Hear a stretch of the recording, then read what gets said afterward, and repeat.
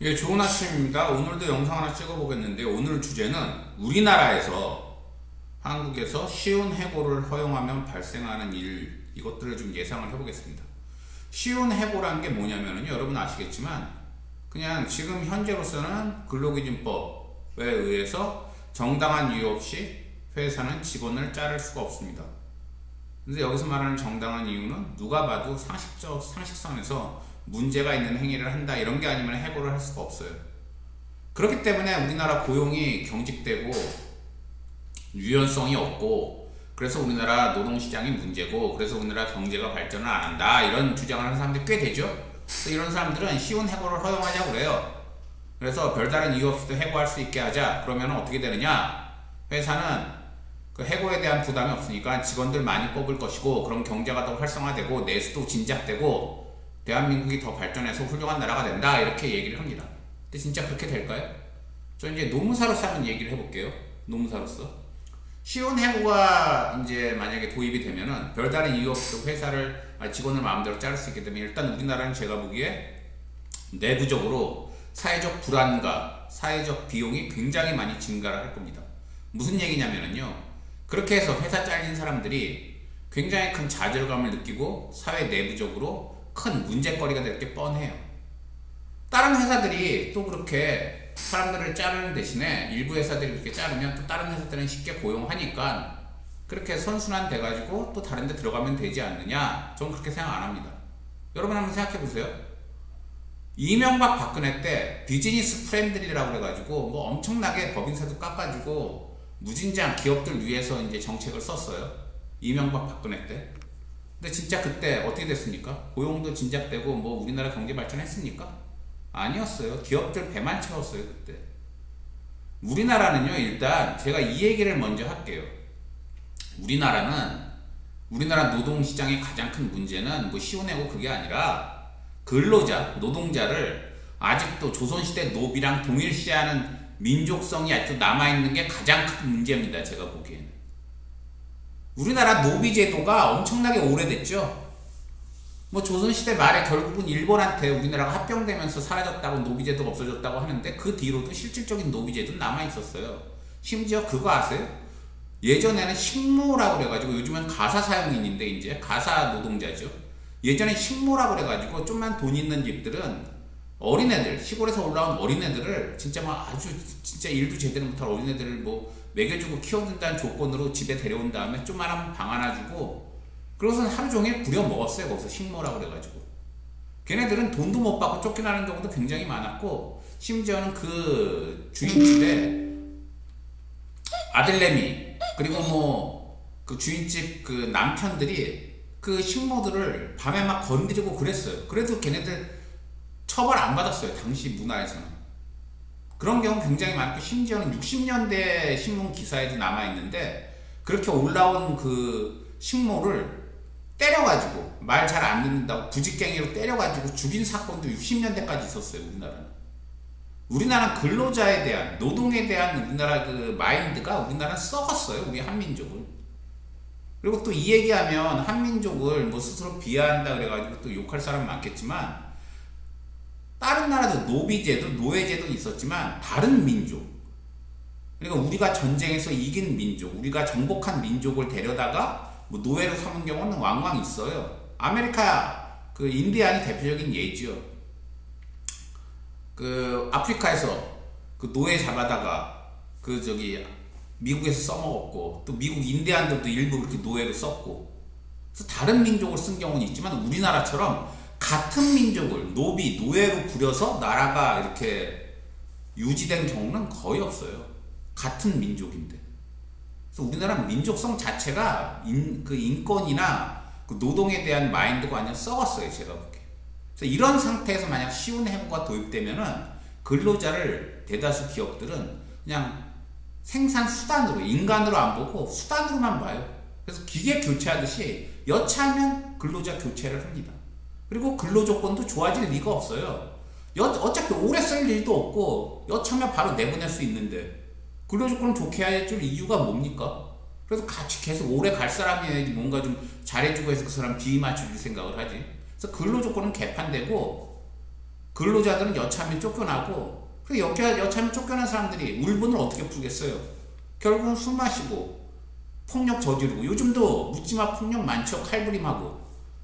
시운해고 도입되면 그렇게 잘린 사람들이 그 짓 안 한다는 보장이 어디 있나요? 게다가 우리 한민족의 또 다른 특징은 체면을 지나치게 너무 오래, 너무 많이 우리나라 한민족은 체면을 중시해요.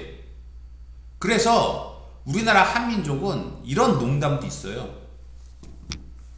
빨가 벗겨서 강남 사거리에다가 누굴 세워놓으면 외국인들은 그 생식기나 가슴처럼 이렇게 치부를 가리는데 우리나라 한민족은 얼굴을 가릴 거라고. 왜냐하면 체면을 너무 중시하기 때문에. 그래서 이런 한민족의 특성이 시운해고가 도입되면, 아, 옆집 철이 아빠 해고됐대, 이런 소문 돌면은 사람들 체면이 깎여서 더 미쳐요. 우리나라는 체면을 중시하기 때문에. 그래서 우리나라는 시운해고 도입하면 나라 망합니다. 제가 보기에는 이 나라 민족성 때문에. 그리고 현실적으로 현재 우리나라 5인 미만 사업장 있잖아요. 5인 미만, 근로자 5명 미만으로 사용하는 영세사업장들은 실질적으로 시운해고가 이미 도입되어 있어요. 무슨 얘기냐면은 근로기준법에 정당한 이유 없이 근로자를 해고할 수 없다는 규정이 5인 미만 사업장에는 적용이 안 됩니다. 적용이 안 되고, 노동위원회 그렇게 해고당했을 때 부당해고 구제 신청할 수 있는 그 자격도 5인 미만 사업장 근로자한테는 안 주어져요. 그럼 5인 미만 사업장에선 현실적으로 민법에 따라서, 그냥 고용계약에 따라서 계약 법리, 계약의 일반 법리에 따라서 그냥 계약 해지하는 식으로 해고할 수 있고, 거기에 대해서 근로자는 민사소송을 제기하는 것밖에 방법이 없어요. 그런데 민법 660조에 보면은요, 근로계약의 정함이 없이 그냥 계약제가 아닌데 5인 고용계약 맺은 사람들은 언제라도 서로 계약을 해지할 수 있거든요. 그래서 5인 미만 사업장에서 만약에 정규직을 쓰고 있다? 그러면은 민법 660조에 의해서 언제라도 해지할 수 있어요. 그냥 해고할 수 있어요. 그럼 그 해고에 대해서는 민사소송도 제기 못해요. 그래서 실질적으로 5인 미만 사업장은 현재 이미 시운해고가 도입되어 있어요. 그럼에도 불구하고 상당수 편의점들 뭐 이런 곳들이 근로자 쓰는 게 힘들다고 그러죠. 그럼 결국은 그 이유는 뭘까요? 시운해고가 없어서가 아니라 인건비 때문이에요. 인건비, 최저임금이 부담스러워서. 그럼 결국은 그 사람들, 그 영세사업자 이런 분들 비위를 더 맞춰주려면 최저임금까지 낮춰야 돼요. 그런데 최저임금까지 낮춰버리면 영세사업자야 좋겠지만 근로자들은 어떻게 해요? 지금 최저임금 해봐야 얼마죠? 걔야 한 달에 209시간, 그 주 40시간 일한다고 치면 209만원 정도 받는데, 요즘 한 만원, 1030원 정도 하죠, 최저임금이.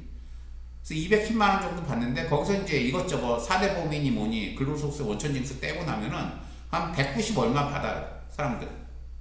190 얼마 받아가지고 요즘 생활이 됩니까? 요즘 생활이 월세가 얼마고 한데, 학원비가 얼마고 한데, 애들 어떻게 나요? 그럼 결국은 시운해고 도입돼서 사람들이 더 힘들어졌어요. 더 힘들어져서 임금은 더 낮아지고, 근로조건 아까 제가 얘기했죠. 시운해고 도입되면 더 떨어질 수밖에 없다고. 근로조건 낮아지고 이래버리면 사람들이 애 안 낳아요. 혼자 먹고 살겠는데 무슨 결혼이고 무슨 애를 낳아요? 그럼 결국은 어떻게 돼요? 지금도 출산율 개판인데, 우리나라 지금 출산율이 아마 0.72인가 그래요. 근데 이게 남녀 두 사람 한 쌍을 기준으로 0.7이에요. 두 사람을 기준으로. 그래서 한 사람을 기준으로 하면 0.35 정도밖에 안 돼요. 결국은 지금 한 사람이 한 세대가 지나고 나면, 30년이 지나고 나면 0.35명, 3분의 1로 준다는 거예요. 그래서 지금 5천만 명이 넘는 우리나라 한국 인구가 30년이 지나고 나면은 한 2천만 명 가까워지고, 또 30년이 지나고 나면은 한 800만 명으로 줄어요. 어차피 우리나라는 지금 출산율 개판인데, 근로조건 시운해고 도입해서 근로조건마저 더 낮아지면, 결혼 더 안 하고 하면 출산율 더 낮아지고 나라 망하는 것밖에 안 돼요. 제가 행정사일도 해서 아는데, 여러분도 아시겠지만 우리나라 지금 과수원들, 그리고 농업, 그리고 각종 공장, 이런 3D 업종은 외국인 근로자 없으면 안 돌아가요. 왜냐하면 우리나라 사람들이 3D 업종에 일 안 하는 그런 것도 있지만, 워낙 인구가 지금 계속 줄고 있기 때문에. 야구만 한번 놓고 봅시다. 우리 예전엔 선동열, 최동원 같이 훌륭한 투수들도 있었고 그에 못 미치지만 꽤나 괜찮은 투수들이 매년 나왔어요. 근데 요즘은 거의 안 나오잖아요. 유현진 이후로 누구 있나요? 없어요. 그러니까 일본은 뭐 메이저리그를 씹어먹는 오타니 같은 선수들이 계속 나오지만 우리나라 없잖아요. 이것도 인구가 계속 줄기 때문에 그거랑 연관이 있는 거예요. 인풋이 없기 때문에 결국은 아웃풋도 줄는 거예요. 결국은. 근데 쉬운 해고까지 도입한다? 나라 말아먹자는 거예요. 이거는. 그래서 제가 오늘은 좀 약간 흥분을 했는데 너무 자본의 입장에서만 나라를 생각하면 나라 결국은 망해요. 자본가들 그리고 그 자손들은 계속 먹고 사니까 좋겠죠. 나라 망해도 쉽게 말해서 일본에 다시 우리나라가 만약 먹히더라도 그런 일은 발생하면 안 되겠지만 자본가들은 꽤 또 잘 살 거예요. 어차피 돈 많으니까. 하지만 그런 일이 발생하면 되겠습니까? 그래서 하도 열이 받아서 쉬운 해고 그 개소리를 짓거리는 인간들이 많아서 한번 이 영상 찍어봤다는 거. 네, 좋은 하루 되십시오.